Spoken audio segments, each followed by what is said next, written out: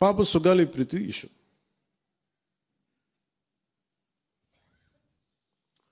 పండ్లున్న చెట్టుగా రాళ్ళు పడతాయంటారు.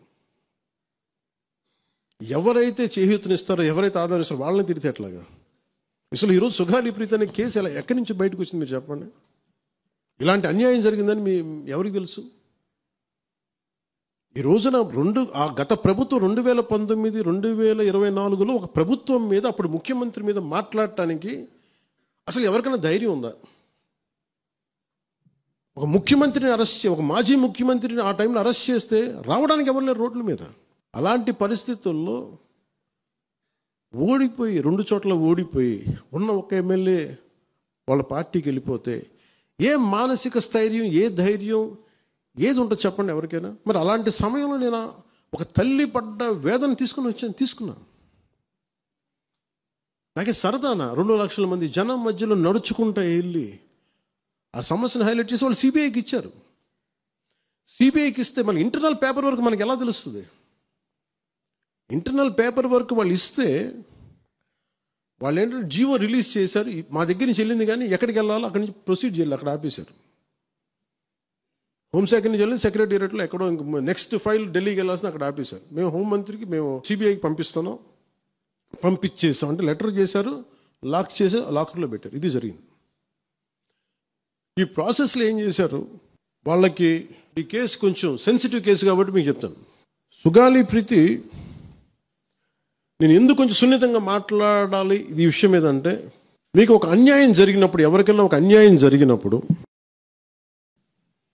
మనం ఏం చేస్తామంటే, నాకు ఆ వ్యక్తికి శిక్ష పడాలి, ఇంకింతే ఉండాలి. వాళ్ళు ఏం చెప్తున్నారంటే, ఎవరైతే ఈ వెనకున్నారో, మరి గవర్నమెంట్ ద్వారా వచ్చారు, గత ప్రభుత్వం ఎలా వచ్చారో వాళ్ళు ఏం చేశారంటే, మనం పెట్టిన ఒత్తిడి ఆ రోజు 2 లక్షల మంది మనం జనంతో తీసుకెళ్ళి అది నేషన్ వైడ్ ఇష్యూ అయ్యేటప్పటికి వాళ్ళు చేసింది ఏంటంటే, మనం చేసిన పోరాటం వల్లే ఎస్సీ ఎస్టీ అట్రాసిటీ కేసు బాధితులకు చట్ట ప్రకారం ఇచ్చే ప్రయోజనాలు, పరిహారాలు వారి కుటుంబానికి దక్కాయి. కర్నూలు రూరల్ మండలం దిన్నెదేవరపాడులో 5 ఎకరాల వ్యవసాయ భూమిని కేటాయింపబడింది. ఆ గ్రామం కర్నూలు నగరానికి 9 కిలోమీటర్ల దూరంలో ఉంది. ఈ రోజున మార్కెట్ వాల్యూ కనీసం ఎకరాకది వాళ్ళు చెప్పడం, మీరు క్రాస్ చెక్ చేసుకుని 2 కోట్ల వరకు ఉంటుందని చెప్తా ఉన్నారు. వీరి కుటుంబానికి కర్నూలు కార్పొరేషన్లో కల్లూరు వద్ద 5 సెంట్ల ఇంటి స్థలాన్ని కేటాయింపు చేసిన ప్రభుత్వం. సెంటు 10 లక్షల నుంచి 15 లక్షల వరకు ఉంటుంది. పాప 2 తల్లిదండ్రులకి రెవెన్యూ శాఖలో జూనియర్ అసిస్టెంట్గా ఉద్యోగం ఇవ్వడం అయింది. ఇది కాకుండా ఇవి మన పోరాటం వల్ల ఒత్తిడి పెట్టడంలో వచ్చినాయి. ఇవి కాకుండా నేను ఫస్ట్ టైం ఛార్జ్ తీసుకోగానే మొదట చెప్పిన మాట, పాపకి న్యాయం జరగాలి, ఏమేమి జరిగిందని సిఐడి చీఫ్ని నేనే తెలియజేశాను. డీజీపీ గారికి పంపించాను, అప్పుడు డీజీపీ గారికి తిరుమలరావు గారు, అలాగే సిఐడి అధికారులకు చెప్పాను, ఉన్నతాధికారికి, హోమ్ మినిస్టర్ గారికి చెప్పాం. ఇవన్నీ చెప్తే పోలీసు సిఐడి వాళ్ళు చెప్పింది ఏంటంటే, అసలు అప్పట్లోనే ఎవరైతే దీని వెనక కుట్ర వెనక ఉంది ఇవన్నీ చెప్తున్నారో ఏ డిఎన్ఏ తారుమారు చేశారు. ఎలా తారుమారు చేసి ఉండాలి? ఈ ఒత్తిడిలో వీళ్ళకి భూములు అవి ఇవి ఇచ్చేసి, మరి ఏం చెప్పారు నాకు తెలియదు కానీ వాళ్ళు, నాకు తెలిసి వాళ్ళు ఈరోజు పోలీసు చెప్తుంది ఏంటంటే, సాక్ష్యాలు వీళ్ళు చెప్తున్న వ్యక్తుల మీద వాళ్ళ డిఎన్ఏకి దీనికి మ్యాచ్ కావట్లేదు. ఇది వాస్తవం. కోర్ట్స్ ఏం చేస్తాయి, పోలీసు ఏం చేస్తారు, దీన్ని కూర్చోబెట్టి. ఎందుకు చెప్తున్నానంటే, ఇది వివేకానంద రెడ్డి గారిని చంపేశారని తెలుసు అందరికీ. ఎవరైతే చేస్తున్న నిందితులు ఉన్నారో వాళ్ళు ఒక్కొక్కరుగా చంపేస్తున్నారు వాళ్ళని. మరీ గత 5 సంవత్సరాల్లో ఇట్స్ క్లాసిక్ కేసెస్ ఇవి. ఈ ప్రక్షాళనకే పూనుకున్నాం మనం. ఇది ముఖ్యంగా మన ఎమ్మెల్యేలకు కానీ, మీరు ఎంపీస్, యాజ్ అన్ ఎంపీస్ మీకు కూడా, మీరు ఈ కేసెస్ మీద మీరు రేపొద్దున అసెంబ్లీలో గళం ఎత్తాలి, మీరు తప్పదు. ముఖ్యంగా లా అండ్ ఆర్డర్, వీళ్ళందరూ తప్పించుకుంటూ వెళ్ళిపోతే ఇట్లా ఒక సోషల్ అన్రెస్ట్ వస్తుంది దీనివల్ల. అంటే వ్యక్తికి ఒక నేరస్తుడు చేసిన, ఒక కులానికి చెందుతాడు ఏదో ఒక నేరస్తుడు, మనం ఏం చేయలేం దానికి.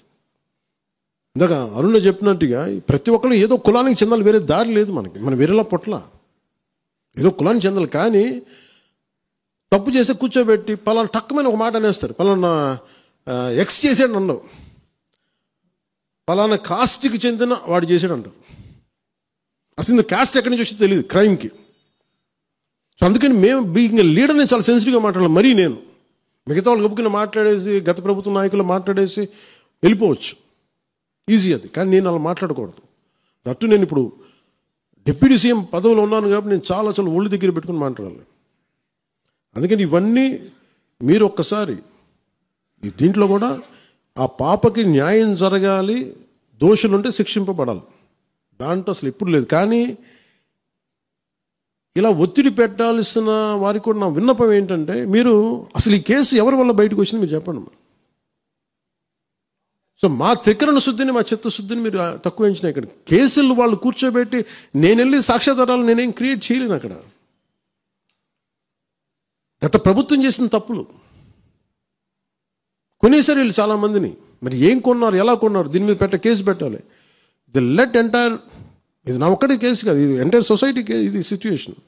మీరందరూ కూర్చొని ఒకసారి మన ఎమ్మెల్యేస్ అందరూ కూడా, మన నాయకులందరూ కూర్చోబెట్టి you try to take it to home minister గారు, including law and order CM గారి దృష్టిలో చేతిలో ఉంటుంది. కాబట్టి నేను ఇంతకుమించి దీని మీద మాట్లాడకూడదు.